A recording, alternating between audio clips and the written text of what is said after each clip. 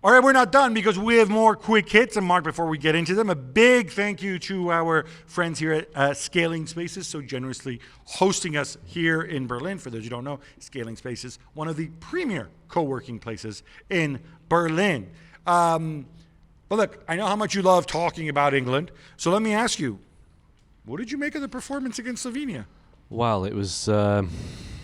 It wasn't very inspiring, was it? I think Gareth Southgate has a problem in the sense that he's got players that can make a team work, but he's trying to put too many players who shouldn't be in the team. For me, it's either Bellingham or Foden. It can't be both. I just think they're trying to occupy the same space. Bellingham, for me, superstar player, had a great year at Real Madrid, but he's not doing it for England right now. And I think drop Bellingham, says Mark Ogden. Maybe. Is that why is that a problem? Because drop seems such an emotive word, but if he's not working for the team, he doesn't look fit. He left the pitch as he took his top off. He showed the situation with his shoulder. He's heavily strapped up. He's had that issue for a few months now. His final months at Madrid, he tailed off. Now, you can't have a team that just selects the best, the big name players. You have to have a team that functions as a team. And England didn't do that against Slovenia. Now, the problem for me is they got Slovakia, another slow team in many ways. See what he did there? The challenge is that the England players have got to raise the game. England always find it difficult against teams they're expected to beat. It's funny how you say you don't want to talk about England and you yak on endlessly about them. Very simple. Just move Bellingham into midfield where he played for most of his career, and then you've solved your problem. What? And take out who? Just move the formation around. Yeah, well, you play him and Rice in midfield. But he's not dropping back enough. So you have to tell him to be more. You tell him, go back to play where you played your first before going to Real Madrid. He's an intelligent kid. I'm sure he can understand it. Okay, Italy needed a goal in the 8th minute of injury time from substitute Mattia Zaccagni to get a draw against Croatia. Great goal as well. They face Switzerland next, but Gab, how do you feel about them spoiling Luka Modric's farewell? Yeah, well, we're not there to entertain Mr. Modric. That said, look, I thought this was pretty epic after the game. Luka Modric being given the man of the match award. You look at his expression, you just knew he just wanted to throw that thing in the bin. Modric himself, of course, missing the penalty, but then so alert and so aware of putting the ball back into the net after Budimir, the shot saved by Donnarumma again. Italy, not a great performance. Spalletti made his changes again, revolutionized everything, and I think it goes back to saying oh look, there's a reason why Retegui and Raspadori don't start or didn't start for me before, because they're not as good as the other guys who also aren't that good. So I think Italy need to figure out a few things, but I think they'll be happy with the draw against Switzerland. Spalletti, by the way, extremely spiky, as you know, after the game, took issue with leaks coming out of the camp, and told a journalist that, well, look, you'll know as much of me if you spend the next 14 years, how can I say this, pleasing yourself? Does that make sense? Are you allowed to say that? I don't know. Denmark and Serbia play out a scoreless draw. Denmark advance. But Mark, why does it always feel like Serbia are less than the sum of their parts? And how about that Mitrovic booking? Yeah, Serbia, that team that got so much talent, but they never quite deliver. But for me, Mitrovic, he was booked for simulation. I thought he should have had a penalty. He was tugged by his Fulham teammate, Anderson. It was like a clear shirt tug. The referee didn't give a penalty, booked him. Had that been given, Serbia scored the penalty to go through. So it's a little bit harsh on Serbia sometimes to say you don't deliver when they were just a referee's decision away from qualifying for the next round. And Denmark weren't any great shakes. No, absolutely not. Let's go to the couple. No, it's number 8. Oh. Go on, speak. Hang on. Oh, speaking of Denmark, they finished second ahead of Slovenia in Group C and all because of somebody named Milivoje Novakovic. Yes, I had no idea who he was until I read up on this. Basically, they were level on everything, on every tiebreaker, goals scored, blah, blah, blah. And they both had 6 yellows because obviously at the end it goes to the fair play thing. 6 yellows on the pitch, that is. And then this dude, he got booked from the bench. And so that's why Slovenia are third and Denmark are second. It's tiebreaker for everything. But let's go to the Copa America, Mark. Brazil held to a scoreless draw by Costa Rica in their opener. 74% possession, but not much cutting edge. No, it was a bit of a clunky performance. Marquinhos had a goal disallowed for offside by VAR, which looked a little bit tight. Neymar was there watching, and it panned him with his head in his hands at times. So Brazil looked a little bit, not much there. And I was kind of surprised as well by the number of empty seats I saw in the stadium in LA. I'm thinking, this is Brazil. Brazil should be playing to sell-out crowds no matter where they play. So I think you've got a theory about the kind of the way that CONMEBOL have been selling the tickets, but it wasn't full. Yeah, they've come on the criticism. Obviously, we talked about this with the U.S. as well. Only 47,000 in Dallas for the opener. It's not a CONCACAF thing. People have messaged me. It's a CONMEBOL thing, South America. I think they need to put bums on seats because it just doesn't look great. Austria beat Holland 3-2. Gab, since Jules isn't here, will you be calling out Koeman, the Dutch guy? I kind of have to. This was so odd. He starts with a certain formation. He starts 4-3-3. After 35 minutes, he makes a change with Veerman coming off and Xavi Simons coming on. The whole system changes to 4-2-3-1, which is the system you used before. When you change systems in the first half of a game, it's kind of an admission that something's wrong. Like Austria outplayed them. I think if you break down the actual chances in the end, is actually quite close.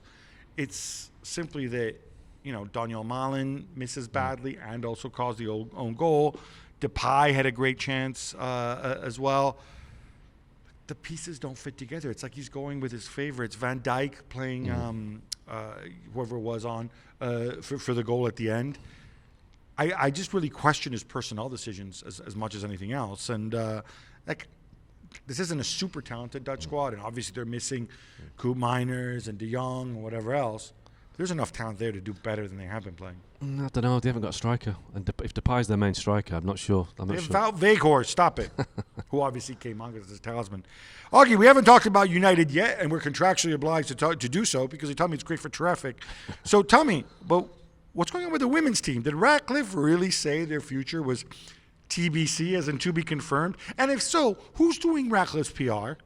Well, he's a super wealthy man who probably doesn't listen to his PR people because I think he's made so many big decisions in his life. It's such a stupid thing to say, even if it's true. And I think, Mary Earps, the England goalkeeper, Man United goalkeeper, looks like she may be off to PSG. I'm sure that Mary Earps, who's one of the biggest names in women's soccer, is thinking, God, if the club I'm playing for isn't going to tell me what the future holds, why should I stay? So they're losing one of the biggest names in the game, and Man United are obsessed with big names, and they're letting one go to PSG.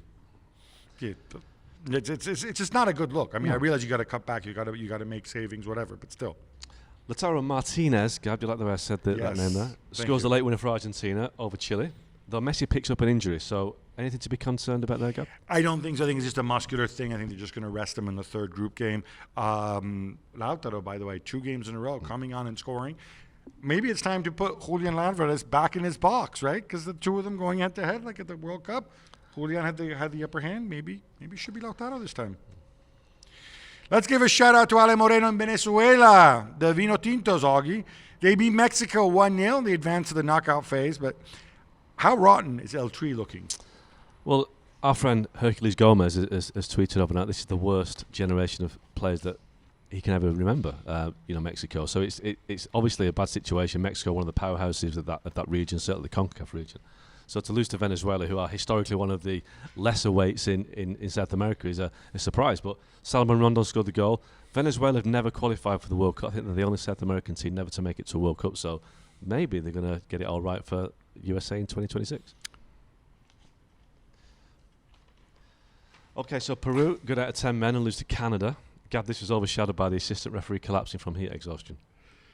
Yeah, so for those who saw it, it's a guy named Humberto Panjoj. I think that's how you pronounce it. I don't know. He's from Guatemala, so purely stereotyping. A guy who's presumably used to heat and humidity. The game was played in Kansas City. He was unwell. He's okay now. But I think this is an issue. This is an issue. This is going to be an issue for the World Cup as well. And it's been an issue in past World Cups. You can have cooling breaks. Some of those stadiums that are not air-conditioned, you really have to think about what time of day you're playing and whatnot. Yeah, I mean, I remember Brazil in 2014 was really hot. A lot of people made the point about Qatar 2022, how hot it was going to be, and it wasn't. But nobody really made the point about Brazil and the USA, Mexico, Canada the same. It's going to be so hot, especially in Mexico and it's America.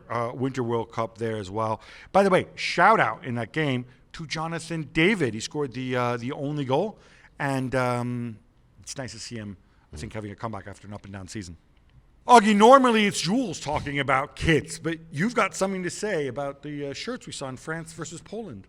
Yeah, it really annoyed me, and it probably shouldn't do. So maybe it's an old man thing, but so I'm watching France-Poland, and I'm thinking, I'm watching Leicester versus Liverpool or Chelsea v Liverpool.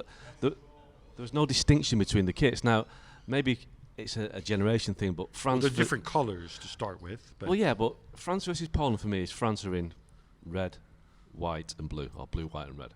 Poland, white shirt, red shorts, like the classic Boniek versus Platini game. But I think 10 years ago maybe FIFA brought in a kind of, not a rule, but a kind of a recommendation that teams wear monochrome block colours to help referees and officials. It seems a lot of rubbish, to be honest. I wouldn't be blaming FIFA. I'd be blaming the manufacturers. But it's more like it's like watching a game on FIFA. Is it something to appeal to a younger generation? I think it. National identity with kits is a big thing. And France look like Italy, look like Scotland, look like Slovenia. Just give these countries the ability to. Brazil don't change the kit. Brazil don't go for block colours. So let's put France back in the natural kit and Poland back in theirs. There's no reason to change. Well, win as many World Cups as Brazil has, and maybe you can do that. Gab, some big calls from Emma Hayes and the US Women's National Team, Gab. No Alex Morgan, but Corbin Albert has been included, which upsets some people. Yeah, so Alex Morgan is in mid-30s. I can understand you might want to move on. Corbin Albert is the interesting one. For those who don't know, and it is Corbin Albert, not Corbin Albert, she has upset some people by she's a Christian, and I think she'd probably describe herself as an evangelical Christian. Mm-hmm.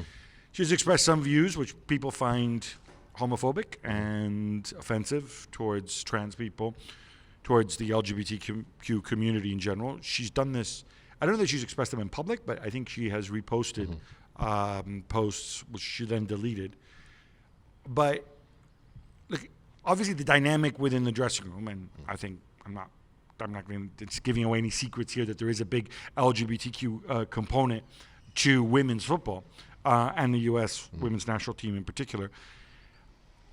I'm assuming also Emma Hayes, being an intelligent person, says, look, is the team comfortable with her being here?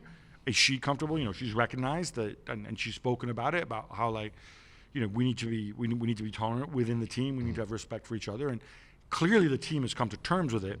I think this issue and this controversy stems from people in the stands who don't want Corbin Albert there.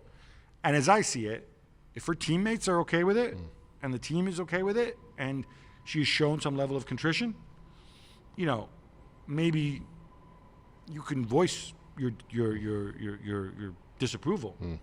But at some point, I think you need to move on. Yeah, it's a difficult one because obviously the views she's expressed are not ones that I'd share. I'm sure you don't share as well, but you can't omit people because of their views. It is a free society in the US and people are entitled to their views as long as they are not hurtful and to the point where... Or if it disrupts your job as a national team. If there's enough women on the women's national team who say, look, we don't want her here because her very presence is offensive to us. But the way I see it is there are many gay women national team players on the U.S. team. So if they don't have an issue or if they say, I can work with Corbin Albert, then I would expect people in the stands to support that view. Says, hey, if you don't have an issue, then I can put my differences aside for the duration of this match, for the good of the team. Maybe some have issues privately, but for the good of the team, they want to kind of... Exactly. We all have to work with people we don't like. I do it all the time. Sorry, Gab. So do you. Exactly.